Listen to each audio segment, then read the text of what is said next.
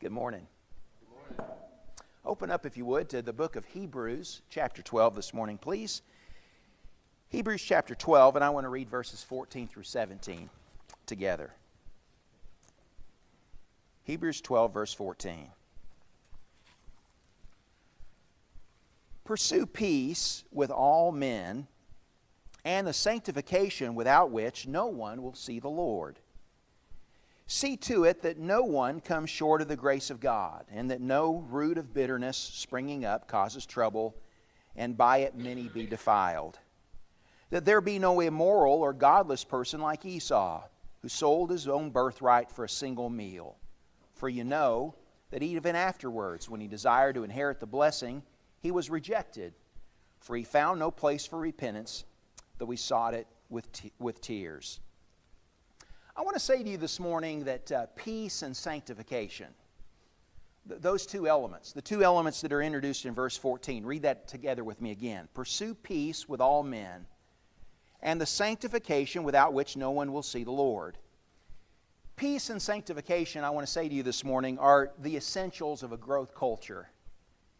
If you want to be in an environment, whether it be a family, or whether it be a community or a church, in which there is going to be growth, personal growth, and growth of your fellow members in that community.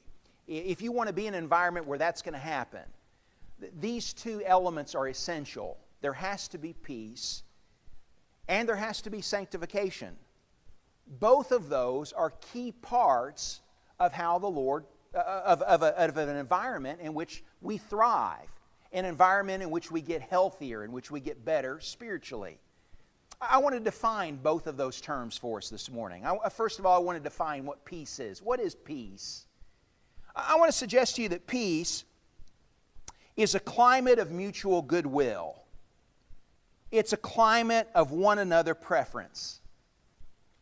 When we are together looking after one another's best interest, when we are together having a preference for each other, over our own personal preference, where there is the surrender of selfishness and of personal designs for your betterment. And when that's mutual, when we're both that way, that's the environment in which peace reigns, isn't it?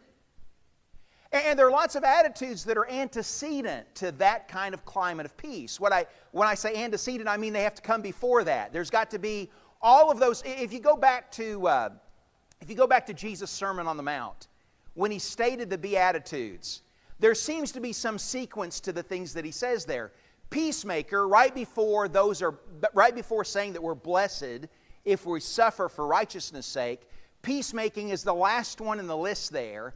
And there's so many things that he says need to be in place, like poverty of spirit, and like humility, and gentleness, and being someone that's merciful, and being someone that's pure in heart. Then he says, blessed are the peacemakers.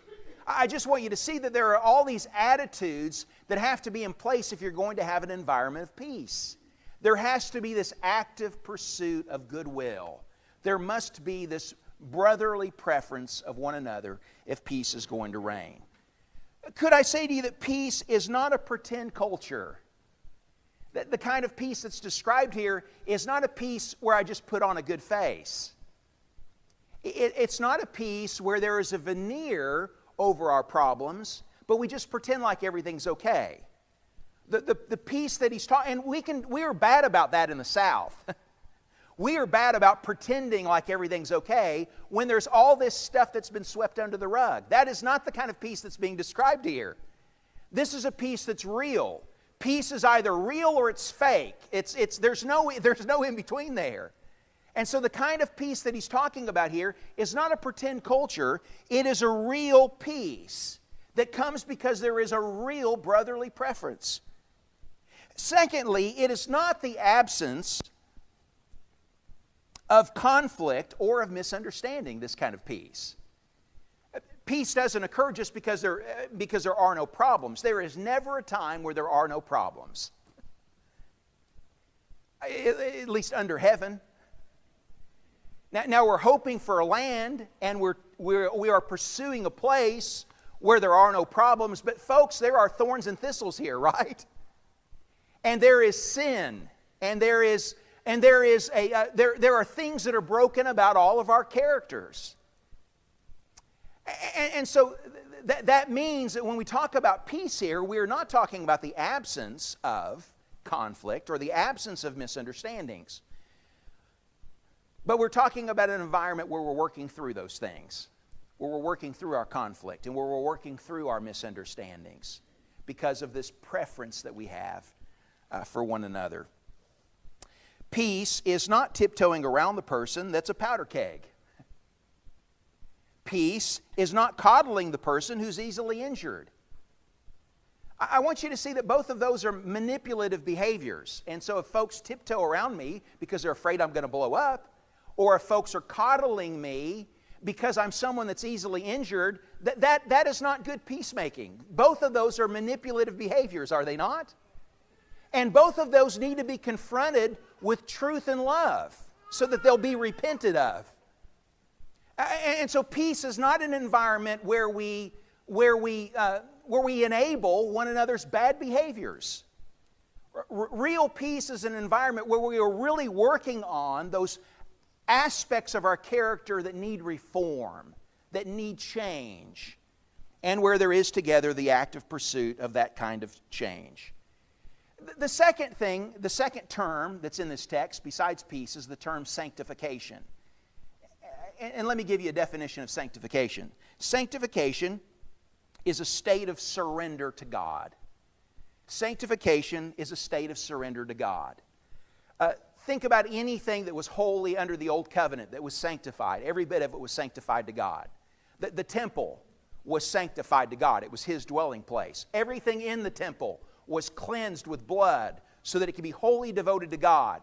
When Joshua and the people went into the land of Canaan and they destroyed the city of Ai, and when they destroyed the city of Jericho, everything there was sanctified in the sense that it was all devoted to God. Everything was to be a giant burnt offering to God. So everything had to be destroyed because it was dedicated or devoted to Him. The high priest had to be set apart. He had to be made holy. He had to be surrendered to God. And so he was cleansed with blood himself and was to have a kind of heart and life that communicated to man and to God that he was surrendered to the Lord's purposes. And so to be sanctified then is to be surrendered to God. It's to be dedicated or set apart for God's holy purposes. How is that connected to peace? Why would the writer here pair the pursuit of peace and the sanctification, he says, without which none of us will see God? Why does he put those two things together? Well, let me suggest this about the matter of sanctification. The things that defile us, the parts of our character that are not surrendered to God, are the same things that disrupt our peace. The things that are flawed about our character are the same things that hurt our relationships with other people. And so there can't be peace unless there is sanctification. Let me illustrate that. If you are a procrastinator, does that hurt your relationships? Does that disrupt peace in your life? Well, sure it does. Because a procrastinator is leaving in their wake broken promises. Something they said they would do that they didn't do. Something they would say that they said they'd do by a certain time that they didn't do by a certain time. A procrastinator is always offering mediocre performances. They're doing things that are substandard because they didn't prepare for their obligation. They put it off and they put it off and they put it off. And so whatever they do ends up being make-do. Because it wasn't purposed, it wasn't planned for. A person who procrastinates is someone who is always burdening other people with making up for their ill preparation. And so other people have to pick up the pieces for the things that you said you would do that you didn't do because you procrastinated, because you put off your obligation. Now, does that hurt your relationships? Does that disrupt peace? Well, sure it does. Because there is a dishonesty that's a part of saying that I'm going to do something and not following through with that. And so that is going to injure people. People are going to have ill will toward me. And there's going to be things that if not repented of, if not changed, they're going to keep hurting other people. It's going to make a peaceful environment something that's more difficult because of the fact that I've not surrendered myself to keeping my word. Think, if you would, about another example. Think about someone who hides secrets. Someone who's a hypocrite. If you've got secret sin in your life that you are hiding, if you're leading a double life, just think about how every relationship that you're a part of is, you have to sow seeds of deception. I mean, there are going to be nearly every day, if not every day, if not multiple times a day, lies that you're going to tell to cover the fact that you're living a double life. There are going to be things that you do in secret that other people aren't witnesses to, that they're not privy to. And there are going to be times when you withdraw from relationships because you bear the guilt of your secret sin. And there are going to be times that you overcompensate because you're trying to put on a good face when there are things in your life that are not right. And so you become a straw man because what you are is not what people see is not who you really are. But sometime, and all the time, those seeds of deception will bear fruit. I mean, it will come to light. And when it does, it will undermine every relationship that you have. The good things that you did, it's going to look like it was just a show. The bad things that you did, those are going to be the evidence of who you really are. And there's going to be a question mark over anything that you do going forward because folks are going to ask, is this real or not? Is this genuine or is it not? And even if they assume the best about you, there's still going to be the haunting question in their mind because they know that you faked it before. And so is he faking it now or is this real? Now, does that hurt relationships? Well, sure it does. Secret sin always hurts your relationships. Every relationship. And it can be no different. And so it creates a difficult environment for peace. Let's imagine that you have a sharp tongue. And that you always have a word for the occasion that is penetrating. But the penetration is at the injury of other people. And just think about what you leave in your wake with your sharp tongue. People that are humiliated, people who are injured, people who have been embarrassed in front of others, people who are put down, who are belittled. And you might be, by that kind of language skill, if we want to call it a skill, you might be effective or successful in getting your way or in making your point, but at what cost? The expense is that you subtract from other people rather than adding to other people. You get what you want done by taking away from folks, not by adding value to them. And you, by doing so, diminish your influence not only with them, you diminish your influence with God. In the book of James, James says this, if anyone thinks himself, listen carefully, if anyone thinks himself to be religious and does not bridle his tongue, but deceives his own heart, this man's religion is worthless. James 1 and verse 26. So a sharp tongue. A tongue that's not sanctified to holy purposes, that's not surrendered to being seasoned with grace, it disrupts peace. Those are just three illustrations of how my behavior, about how my morality affects my relationships. And so I have to sanctify my time and not be a procrastinator. I have to sanctify my morality and not lead a double life. I have to sanctify my tongue to God's mission.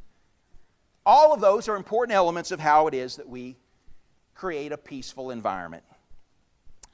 Let me say this further about the matter of sanctification and how it's connected to the matter of peacemaking. Sanctification, the kind of surrender that's being talked about here, is not just being surrendered to making right what's wrong in me. This is an important ingredient. Sanctification is not just me being surrendered to making right what's wrong in me. Sanctification is also me being surrendered to making right what's wrong in others at the same time. And so part of sanctification, part of me being dedicated to God's holy purpose, is not just that I am becoming holy as He is holy, but that I'm also involved in making others holy as He is holy. Do you see that? And I'm not just to be set apart, surrendered to one of those purposes. I'm to be surrendered to both of those purposes at the same time. I'm to be surrendered to making myself better, to making right what's wrong in me, and I'm to be surrendered to making right what's wrong in you at the same time. Now, when I'm doing that, when I'm making right the things that are wrong in me, and when I'm making right the things that are wrong in you, is that going to make peace? It will. Because I'm growing the way that I need to grow, and I'm helping you grow in the way that you need to grow. And if you're doing the same thing, do you see how we meet each other there? Because you're also making right what's wrong in you, and you're also helping me to make right what's wrong in me. And so it makes a great environment for peace.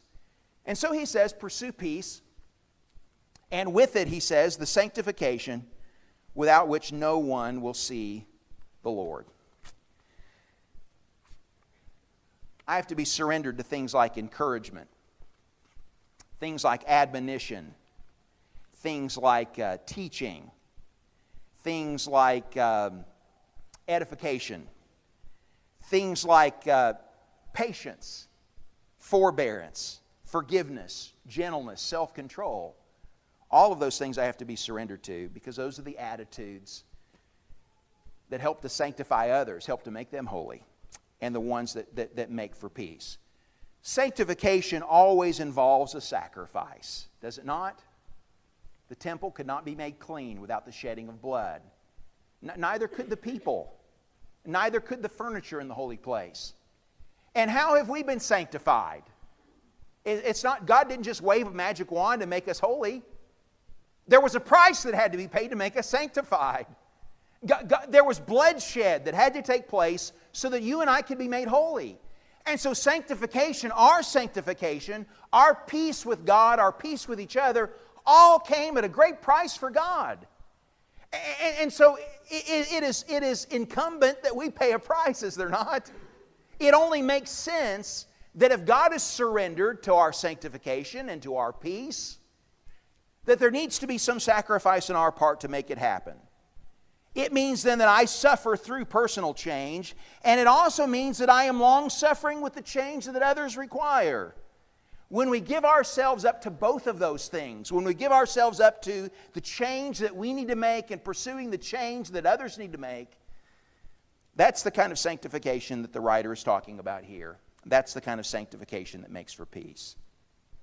I want you to see that in the context here, there are three consequences of not pursuing peace. When we're not surrendered to personal change and to changing others, look at the three things that happen. Look at beginning in verse 15. See to it that no one comes short of the grace of God. See to it that no root of bitterness springs up, causes trouble, and by it many be defiled. See to it that there be no immoral or godless person like Esau, who sold his own birthright for a single meal. Could I say to you, those three things happen when there is not an environment of peace. There isn't growth. There is instead those three things.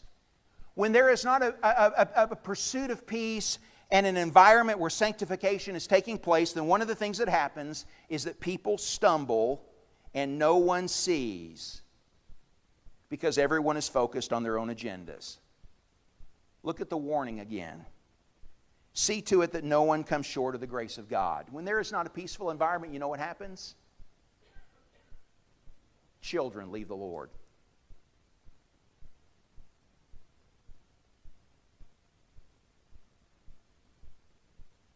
No one knows what happened. They were here and then they're gone.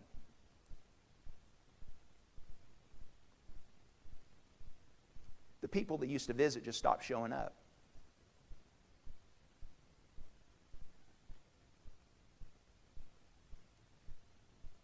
The weak just fall away. I mean, they were here and then they're gone. Nobody knows what happened. Because no one was paying attention. No one was looking. Nobody was seeing. We just had other things we were thinking about, worrying about. We had other little wars that were going on. And so people fall short of the grace, and they're just lost. And maybe we don't feel the pain of that because we weren't personally invested, so it doesn't cause any heartburn for us. But what loss there is in that.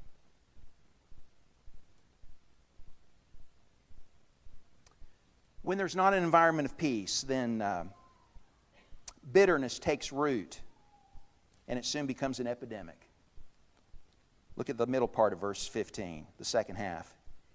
He says, see to it that no root of bitterness springing up causes trouble, and by it many be defiled. Jen and I worked in the yard yesterday. We have this little plot in the back, this flower bed where we planted some wildflowers. A year ago, I put some black cow in that flower bed. You know what black cow is? It's the really, you know what it is. It's manure. Well, it must have had some nutgrass seed in it, because we have some kind of crop of nutgrass growing in that flower bed. And you know how hard it is to get nutgrass out? I mean, it multiplies and it multiplies. And if you just cut it, then it just comes back with a vengeance. I mean, what do you have to do? You have to get the root out, right? You got to get the root out. Because if you don't get the root out, then it just keeps spreading. It just keeps multiplying. We had a garden plot back in Tennessee when I was growing up. It was across the creek, and it's where we grew all our corn. And we had one corner of it that had Johnson grass in it. And you talk about a root, that has a root. And I mean, you can grab hold of it, even if the soil's been tilled, you can grab hold of it, and it'll just break off, and the root's still there. You got to dig down and get the root, or otherwise, it's still going to be there. And you know what? It's going to come back. And that little corner, when it was left untended, it doubled every year. It just got bigger and bigger. And you know what I can't figure out about the nutgrass? It was all put in one place, but we got nutgrass coming up 20 feet away. How does that happen? I mean, it's just how agriculture works, right? And what's true in the field is true in our own heart. You know what happens when I get bitter about something in my heart and I let it simmer? It does not stay static. It grows. It gets bigger and bigger. And so when I'm at home, I rehearse the thing that I'm peeved about. And it just gets bigger. It just gets bigger. And then it comes out. It comes out in a little. You and I are having a conversation, and someone's name comes up, and there's something communicated by just my body language when their name is said. Or there's a little jab I make. And then now the nutgrass is in someone else's yard. It's not just in my yard. Now it's spread, and then it takes over the neighborhood. And so I've got to be careful about roots of bitterness, because they always come to fruit. Always. And it will end up in someone else's yard, and it will take over the neighborhood. So I got to get down to the root. And so when there is not an environment of peace, those two things happen. Someone stumbles and nobody sees. And roots of bitterness spring up. And they become an epidemic. Number 3, He also says to us that people exchange precious things for pottage with no one's intervention. He gives us the example of Esau here. He says, verse 16, "See to it that there be no immoral or godless person like Esau, who sold his own birthright for a single meal.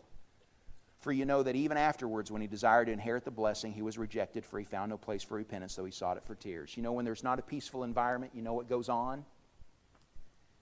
There are all these people in a community, in a congregation, that because they're just, they lose their momentum for spiritual things. They lose their heart for it. They just start going to church, and they don't even like it. And so they start selling out their inheritance for things that are just red beans and rice. I mean, just for pottage. They sell precious things for things that don't matter. There are all these bargains that are and exchanges that are taking place because people just start to have more of a heart for things that give immediate pleasure, that are the answer to an impulse, rather than the things that ought to be the pursuit of our soul.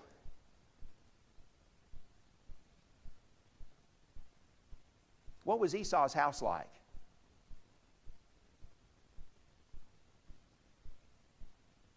Not a peaceful place.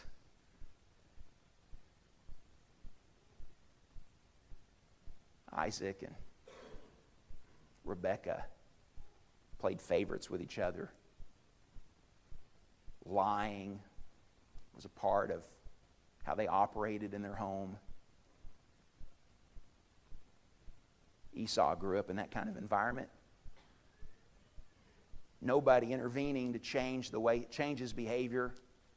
No one intervening to make him any different. So he doesn't learn the things that are valuable because nobody's teaching him what really matters. Nobody's modeling for him what's really important. Nobody's making any sacrifice of personal preference for the bigger things. And the point that he's making here is that we're responsible for the Esau's. He says, "See to it that there be no immoral person, that there be no godless man."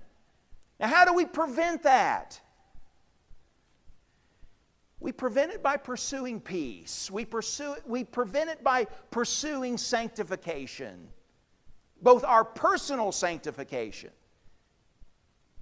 and the holiness that we seek to instill, that we seek to equip in the people around us. And so if those are the consequences of not pursuing peace, then the opposite of those things, those are the things that we need to do. We need to meet these challenges head on. And so what we need to do is be people who watch, people who weed, and people who warn. We need to, if we are watching out for each other, then folks aren't going to leave and nobody see. If we are watching out for one another's soul, then there is not going to be this folks coming short of the grace and nobody knowing, because we're too invested in one another that we're going to see the departure. We're going to see that something's happening and we're going to intervene if we're watching. If we are weeding, then there are no roots of bitterness because we're plucking them out. We're getting out what's in our heart, and we are attentive to the fact that there is something growing in your yard that I'm afraid of because it's going to mess up your yard and it's going to mess up everybody's yard. Let's get that out. Let's weed it. I used to do some landscaping when I was younger, and I'd see folks that were in their yard that had all this gear on, gloves and hats and knee pads, and I'd think, what wimps? What wimps? And now I realize that they were just 40.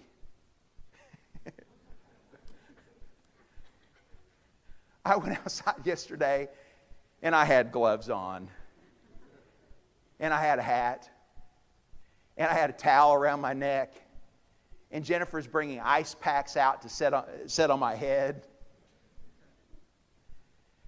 And most embarrassing of all, I can't crawl around on my knees. I've got these Velcro knee pads. And I've got now a sunburn across my calves, and then a white mark where the straps, were holding them on. And the thing is, I don't even care.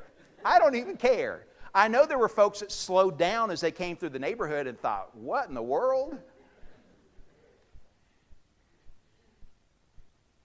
I tell you, weeding is hard work, but it's not for wimps. It's not for wimps. And peacemaking, it's not for wimps. I mean, it's hard to get at the root of the things that cause conflict, but we've got to do that. We've got to do it. If it means that we're going to look weird doing it because we've got our knee pads and our hats and our gloves and all that kind of stuff on, then so be it. Peace is too important to let anything get in the way of its pursuit. And finally, could I say to you that we not only need to watch and we need to weed, but we need to warn. We need to warn each other. When it looks like we're selling out for things that are unimportant, when people are making bargains for a mess of pottage, we can't be like Jacob and take advantage of them in that situation. We need to say, brother, your birthright, you're going to sell that? You're going to make that kind of exchange? Don't you see how precious it is what we have? We've got to be a people that warn each other about those things so that we don't lose anyone. Listen to what he says at the end here in terms of why we do all these things. For you've not come to a mountain that may be touched, to a blazing fire, and to darkness and gloom and whirlwind, and to the blast of a trumpet and the sound of words, which was such that those who heard begged that no further word should be spoken to them, for they could not bear the command. If even a beast touches the mountain, it will be stoned. And so terrible was the sight that Moses said, I am full of fear and trembling. What have we come to? You and me? We've come to Mount Zion, to the city of the living God, to the heavenly Jerusalem, to myriads of angels, to the general assembly and church of the firstborn who are enrolled in heaven, to God, the judge of all, and to the spirits of righteous men made perfect, to Jesus, the mediator of a new covenant, and to the sprinkled blood which speaks better than the blood of Abel. That's what we've come to. Why would we want anything to disrupt that? Why would we want anything to hurt that? And our mission to prevent anything from hurting that is to be a people who pursue peace and the sanctification without which no one will see the Lord. God help us to be a peacemaking people. If you're in need of peace with God this morning, today's a great day for change. If we can help you make those changes, we really do. We really do want to help each other make the changes we need to make in our life. And if we can help you make the changes you need to make, whatever's involved in your repentance and the surrender of your soul to God, Jesus says that if you have faith in Him, if you repent and are baptized, then He gives you the promise of being His brother and God's child. You put Him on, and God sees you as His son. Won't you come and lay hold of that promise this morning as together we stand and as we sing?